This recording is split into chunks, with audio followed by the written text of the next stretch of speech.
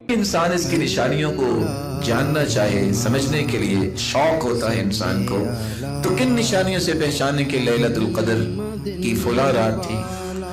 شیخ محمد بن صالح العثیمین رحمہ اللہ تعالی روایات کو جمع کرنے کے بعد چند نشانیوں کا تذکرہ کرتے ہیں۔ لیلۃ القدر کی چند نشانیاں ہیں۔ سب سے پہلی نشانی قوت الاضاءہ والنور فی تلک اللیلہ،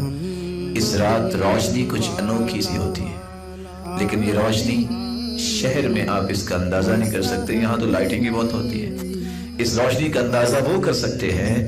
جو لوگ شہر میں نہیں، صحرا میں ہیں، بادیہ دیہاتوں میں ہیں، جہاں لائٹنگ نہیں، وہاں اس رات کی روشنی یا نور کا اندازہ کیا جا سکتا ہے۔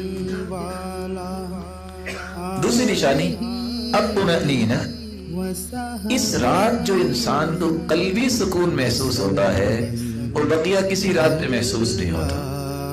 انشراح الصدر، شرح صدر انسان کا دل کس طرح خوشی کے ساتھ مسرور ہوتا ہے، کس طرح دل کا سکون انسان کو ملتا ہے جب وہ اس رات کی عبادت کرتا ہے، اور انسان طمأنینت اپنے دل میں محسوس کرتا ہے جو بقیہ راتوں میں محسوس نہیں کرتا۔ تیسری نشانی ان الریاح تکون فیہا ساکنہ، اس رات نہ تو کوئی آندھی آئے گی اور نہ ہی کوئی زلزلہ آئے گا، پرسکون رات، ہوائیں بھی رکی ہوں گی، معمولی جس طرح انسان زندگی میں کبھی محسوس کرتا ہے کہ آج رات کتنی اچھی ہوا اس انداز سے تھی کہ وہ ہوا بھی تھی اور کوئی شور و غل بھی نہیں تھا، اور کتنی پرسکون اور پرسرور تھی، وہ کیفیت اللہ تعالیٰ اس رات میں پیدا کرتے ہیں جو بقیہ راتوں میں نہیں ہوتی۔ بلکہ عبداللہ ابن عباس رضی اللہ تعالیٰ عنہ نے یہ الفاظ استعمال کیے ہیں جو ابن خزیمہ کی روایت ہے، لیلۃ القدر لیلۃ سمحہ، یہ رات بہت ہی پرسکون اور پرکیف رات ہوتی ہے، طلقہ، بالکل آزاد رات، کوئی گھٹن نہیں، کوئی تنگی نہیں، بلکہ انسان کو انتہائی شرح صدر نصیب ہوتا ہے، لا حارہ ولا باردہ، نہ ہی اس میں کوئی زیادہ گرمی کی شدت ہوتی ہے نہ ہی اس میں سردی کی شدت ہوتی ہے، یہ معتدل رات اللہ تعالیٰ نے رکھی ہے۔ تصبح الشمس صبیحتها ضعیفۃ حمراء، اس رات کے بعد جب سورج نکلتا ہے ضعیفۃ حمراء، اس کی سرخی بہت کمزور ہوتی ہے، شعاعیں نہیں ہوتی، سفیدی ہوتی ہے۔ چوتھی نشانی، بعض دفعہ رب تعالیٰ نے ایک لوگوں کو خواب میں یہ دکھا بھی دیتے ہیں، جیسا کہ بعض صحابہ کو بھی دکھایا گیا تھا، اور جیسا کہ اللہ کے رسول صلی اللہ علیہ وسلم کو بھی خواب میں دکھا دیا گیا تھا کہ یہ لیلۃ القدر کی رات ہے۔ پانچویں نشانی، اس رات میں قیام کرنے کی لذت پورے رمضان کی راتوں کی لذت کے مقابلے میں بہت زیادہ ہوتی ہے۔ ابی ابن کعب رضی اللہ تعالیٰ عنہ نے ایک چھٹی نشانی بیان کی ہے، اور وہ کہا کرتے تھے وَوَاللَّهِ، اور اللہ کی قسم، انی لَأَعْلَمُ أَيُّ لَيْلَةٍ هِيَ لَيْلَةُ الْقَدْرِ،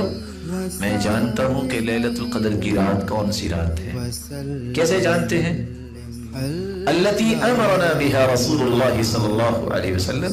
جس رات کے بارے میں اللہ کے سننے میں حکم دیا، کس بات کا؟ بقیامها، کہ ہم اس میں قیام کریں۔ یہ لیلۃ صبیحۃ 27، یہ 27ویں رات کے بعد جو صبح ہوتی ہے، اور اماراتها، اور اس کی نشانی یہ ہے ان تطلع الشمس فی صبیحۃ یومها بیضاء لا شعاع لها، جب 27ویں رات کے بعد 27ویں دن سورج نکلتا ہے تو اس کی شعاعیں نہیں ہوتی، اس کی سفیدی بس نظر آتی ہے،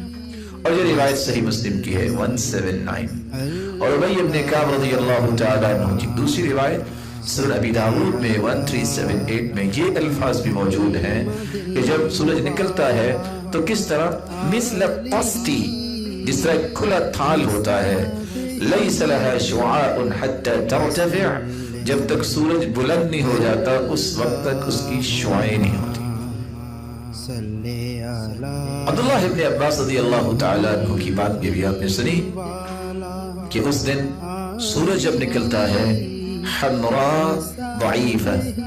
سرخ تو ہوتا ہے لیکن کمزور، کس اعتبار سے اس کی شعاعیں نہیں ہوتی۔ تو یہ چند نشانیاں اس رات کی بیان کی گئی ہیں۔ صلی علی محمد والا